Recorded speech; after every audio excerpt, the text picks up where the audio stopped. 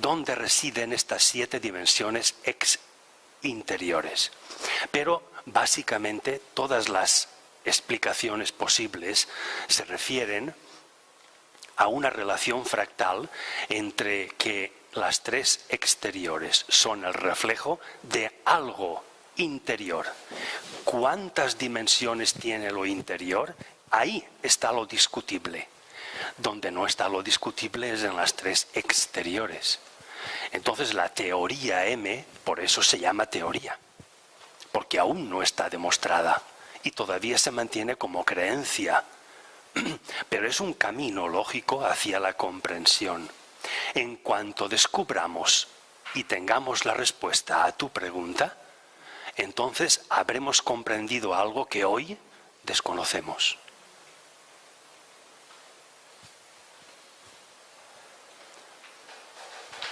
Lo que está claro es que estas 7 dimensiones interiores no existen ni pueden existir por separado, sino en mutua e íntima combinación con las exteriores, que son su manifestación palpable. La neurofisiología, los psicólogos, etcétera, están mirando a ver si es que nuestro cerebro tiene una banda de frecuencias limitada a 7 valores. Si se llegase a descubrir eso, se habría descubierto las 7 dimensiones interiores. Pero ¿por qué no se puede llegar a descubrir aún? Porque estamos utilizando una infinitésima parte de nuestro cerebro. Lo cual quiere decir que el ser humano no ha desarrollado el potencial cerebral total. Lo cual quiere decir que no podemos saber cuál sería nuestra mayor frecuencia. De ahí que las especulaciones sobre esas 7 dimensiones interiores sean precisamente eso, especulaciones, creencias. Bueno, una pregunta que quería hacer es referente a cuando nosotros tenemos la capacidad de subir nuestras vibraciones. Por ejemplo, está demostrado que en la respiración o la meditación una persona puede subir sus vibraciones. En esa capacidad de subir nuestras vibraciones podemos generar y regenerar nuestro cuerpo también, ¿no? Como habías dicho antes. ¿Puedes explicarlo un poco más extendido esto? Hay una diferencia entre provocar un efecto como es el control de nuestra respiración por métodos externos o por métodos internos. Se puede variar en cierto límite, con cierta holgura, se pueden producir efectos de la respiración, el control, mediante métodos externos, yogas, prácticas, meditación, concentración, atención, etc. Pero esos métodos siempre desarrollan más el aspecto involuntario que la propia voluntad. Y es más, lo más grave, crean dependencia. Porque si tú dependes de ciertas prácticas externas que te han aconsejado que realices, siempre estás dependiendo, creyendo, en aquello que alguien te dice, depositas tu fe en ello. Pero realmente, ¿tu cerebro puede controlar eso?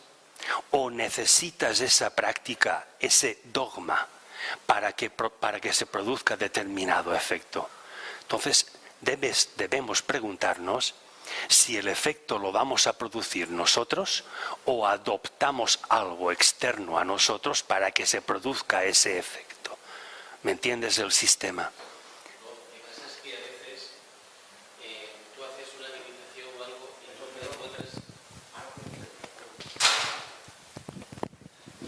no lo que ocurre es que haces a lo mejor una práctica que tú ves que te mejora bien en tu aspecto físico, incluso yo tengo problemas en una pierna además, en un tobillo, y ha variado mucho desde hace 3 meses hacia aquí, muchísimo, ¿no? Yo lo he notado físicamente también, y entonces el poder de regenerar, yo en mí sí que he notado algo, que esa práctica cree ese hábito, como bien dices, de que esté pendiente de lo que me han dicho, que yo practico, viene del exterior, estoy seguro, de dónde no sé, pero sí, creo que es más exterior, pero sí que influyen en que, como más bien incita a seguir haciéndolo. Cuando un médico nos aconseja tomar una pastilla para el dolor y nos tomamos la pastilla y observamos que el dolor disminuye o desaparece, eso es un remedio externo, es una creencia externa. Pero aquí no estamos hablando de abandonar toda creencia externa. No, por supuesto. Incluso yo soy del que piensa que hay que dejarse llevar para que lo exterior entre en el interior. Es que la comprensión se basa precisamente en la creencia. ¿Que es externa o que es interna? En todos coexiste, en todos, creencias internas y creencias externas. Pero hay que ir balanceando unas y otras para que vayan progresivamente aumentando mi propia creencia y disminuyendo la creencia fuera de mí. O conforme mi comprensión me lo vaya indicando. Igual que históricamente habéis visto que durante siglos se ha creído fehacientemente. Hasta el siglo XVII se creía que la Tierra era plana y que llegaba un momento en el océano en que había un inmenso abismo y allí desaparecía todo. Bueno, pues eso era una creencia. Cuando se vio que eso no era así, aquella creencia desapareció. Pues estamos hablando de lo mismo. Es necesaria la creencia, pero hay que ir cambiando creencia por comprensión. De eso se trata. Muchas gracias. Respecto de lo que acabas de decir, se me ha ocurrido. En el cuento de Alicia en el País de las Maravillas, Alicia le pregunta al conejo, dime dónde está el camino. Y el conejo le dice, dime dónde quieres ir. Dice, no lo sé.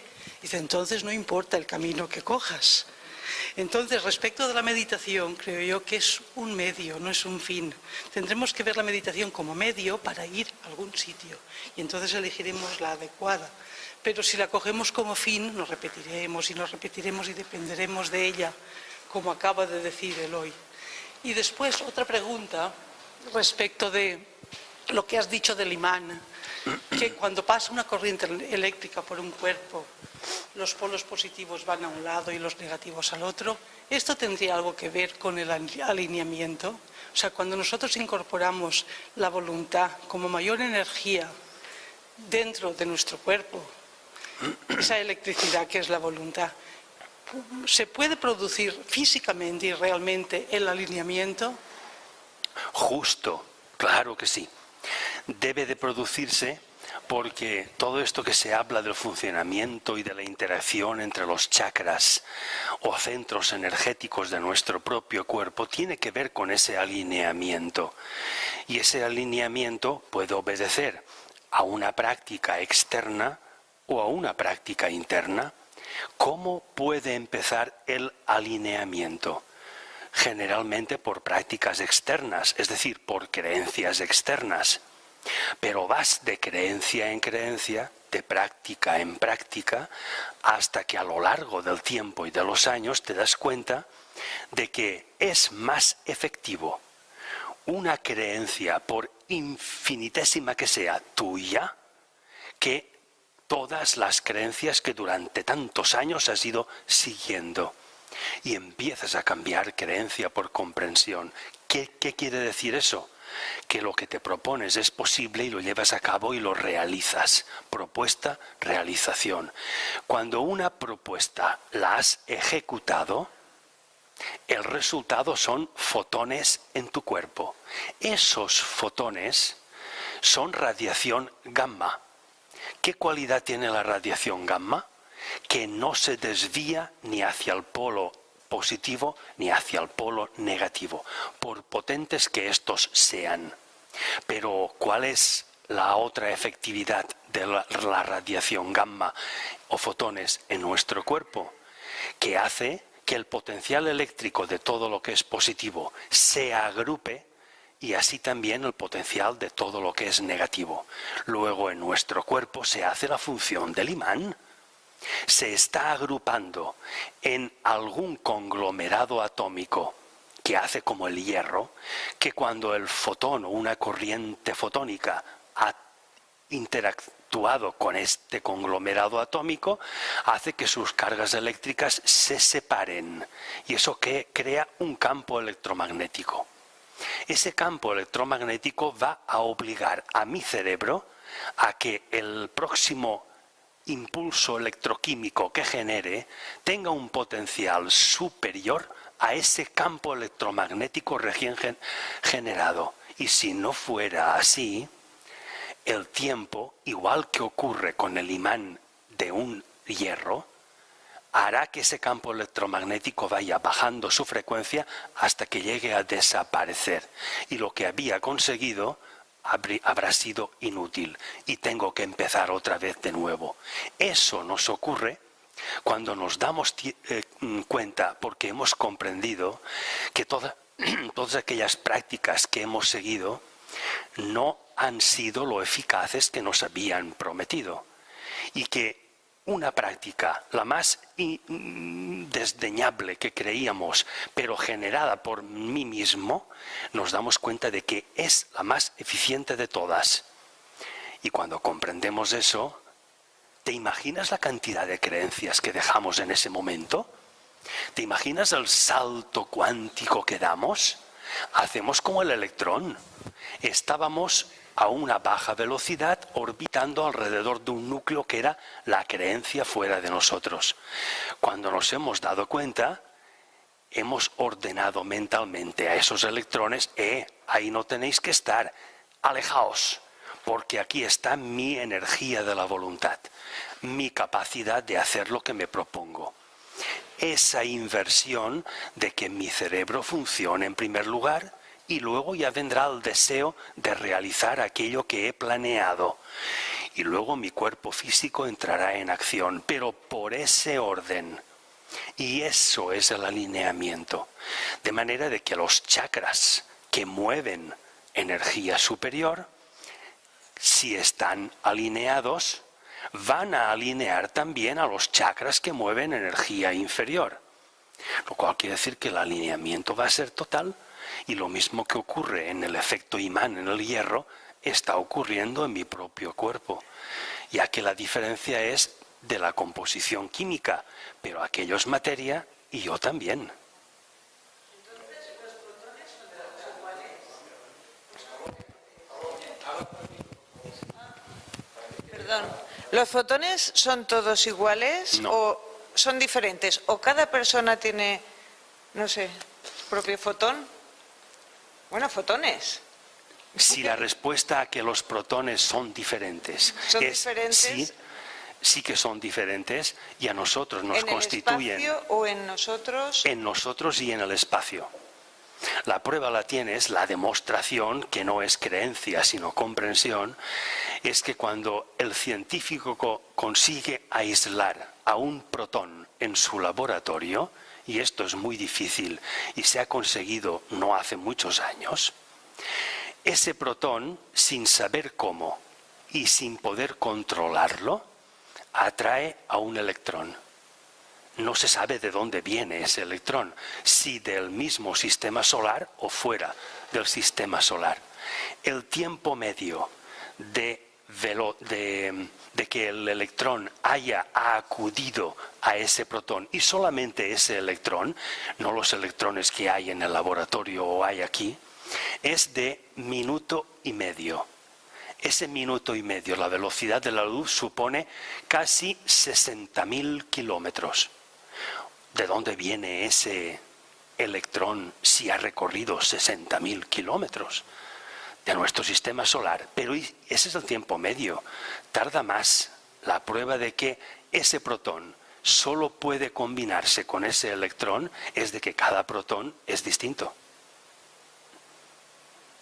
Lo que ocurre es que el potencial de ese el potencial eléctrico de ese protón y la masa es tan requete diminuto que no podemos cuantificar la diferencia entre uno y otro. Daros cuenta de que la masa del protón es tan insignificante que si variase solo un 2 por 1000, todo nuestro universo se desmoronaría. ¿Por qué? porque esa variación de masa de un solo protón desestabilizaría un átomo. Si ese átomo se desintegra y forma parte de un conglomerado atómico, ese conglomerado también se desintegraría. Esto es una reacción nuclear en cadena. Se desintegraría el cosmos entero, solo por una variación de un 2 por 1000 del protón. Pero si la masa del protón ya es pequeña, la masa del electrón es casi 2000 veces aún más pequeña. Por lo tanto, estamos hablando de unas dimensiones tan extremas que no podemos apreciar la diferencia entre protones o entre electrones. Sin embargo, las hay. No existe y no se ha detectado una perfecta identidad entre dos protones. Lo cual quiere decir que ese distinto comportamiento en las mismas circunstancias ambientales diferencia a los dos protones. Y uno solo se combina con ciertos electrones y otro con otros distintos. He aquí la muestra de que no son iguales. Eso sí, todo protón tiene dos cargas eléctricas positivas y una negativa. Todo. Dos quarks up y uno down. Bueno, para terminar, mi pregunta y entender lo que me has comentado anteriormente, por ejemplo, primero hay que basarse en el entendimiento, en la comprensión y después poder acoplar el deseo. Vamos a decir, primero, cuando la mente y el corazón estén unidos, entonces, ¿es lo que quieres decir? Se puede atraer lo que uno quiera. ¿Es correcto? Porque me has dicho según un orden.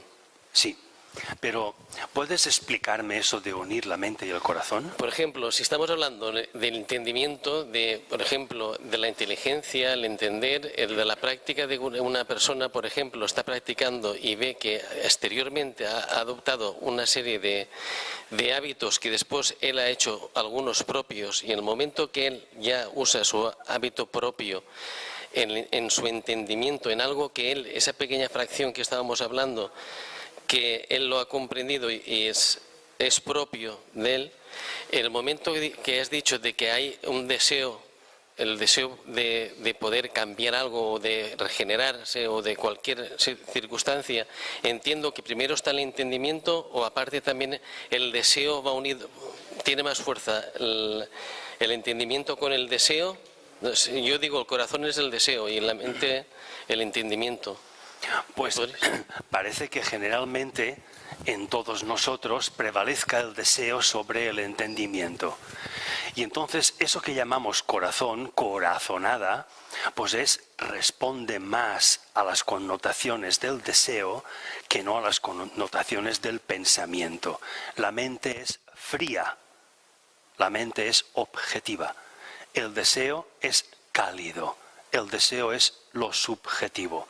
Luego, si me muevo con el corazón, me muevo con mi propia subjetividad, lo cual quiere decir que estoy derramando a los demás mi propio criterio, como que es lo mejor. Pudiera estar equivocado. Sin embargo, si hablo a los demás con mi entendimiento, con mente, y los demás son capaces de entenderme mental y no emotivamente, habrá una perfecta comunicación entre ambos. Pero es inútil una comunicación mental cuando el receptor es susceptible al deseo, porque lo va a entender todo respecto de la impresión emotiva y no lo va a entender mentalmente. A veces la impresión emotiva viene más del cerebro por los momentos de que incluso una persona dice, cuando quieras atraer algo, ten un buen pensamiento de algo que hayas conseguido o algo que a ti te haga feliz o que te suba esa vibración, ¿no? Es más mental que de corazón. Dicen que el corazón tiene más calidez que en la mente. La mente es mucho más fría y calculadora. Entonces, la buena comprensión entre los dos tiene futuro o no, simplemente, y nada más. La combinación entre los dos sí que debe de tener futuro, porque es necesaria para todo ese proceso de aparición de fotones, de ese blanco luminiscente o blanco radiante o lumínico, es necesario el proceso de combinación entre mente y deseo, entre mente y corazón. No se puede suprimir uno. Pero hay dos maneras de funcionar.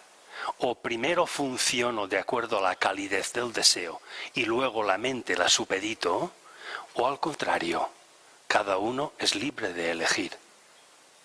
Y aquí estamos abogando, si queremos convertir a la creencia en comprensión, es que toda creencia tiene una base de deseo, por lo tanto una base asentada en el corazón. Si yo actúo de acuerdo a mi creencia, chocaré con el corazón de otro que responde a otra creencia. ¿Es el amor discutir sobre qué creencia es mejor que la otra? Seguramente que no. Seguramente que si relacionamos a estas dos personas durante mucho tiempo, acabarán peleándose. Pero la pregunta es, ¿habrá pelea si la relación es en el otro estado? Parece que si la hay, es menos probable o mucho menos probable. Y aquí intentamos eso, no emocionar y no impresionar, sino llevar a cabo una duda de lo que sabemos para que aumentemos nuestra propia comprensión. Y todo este mecanismo de oxígeno, fósforo, carbono, nitrógeno, todo esto, función cerebral, regeneración cerebral, que la veremos en la próxima charla, la regeneración cerebral, todo este mecanismo se desencadena. Y no es una creencia, es una afirmación de la neurofisiología, de los psicólogos, que en sus consultas intentan ver qué es lo que desea una persona para desligarla de ese deseo, porque es lo que le supedita y lo que le crea un estado psicológico de insatisfacción. Y no es lo que os contaba al final de la charla. No estás conforme contigo mismo. Lo cual quiere decir que hay una lucha, no que tú luches con los demás, es algo más feroz. Hay una lucha dentro de ti. Y cuando tú hablas, sientes y piensas, exteriorizas tu propia lucha. Lo cual quiere decir que estás infundiendo lucha al resto del mundo. Esto no es la paz que decía Gandhi. ¿Por qué? Por la propia inconformidad contigo mismo. Parece que todo tenga cierta lógica. Y aquí no hemos venido a descubrir nada, simplemente a decir que hay una lógica y que hay una manera de actuar distinta. O actúas primero deseo y luego tu mente supeditada al deseo, o intentas de invertirlo.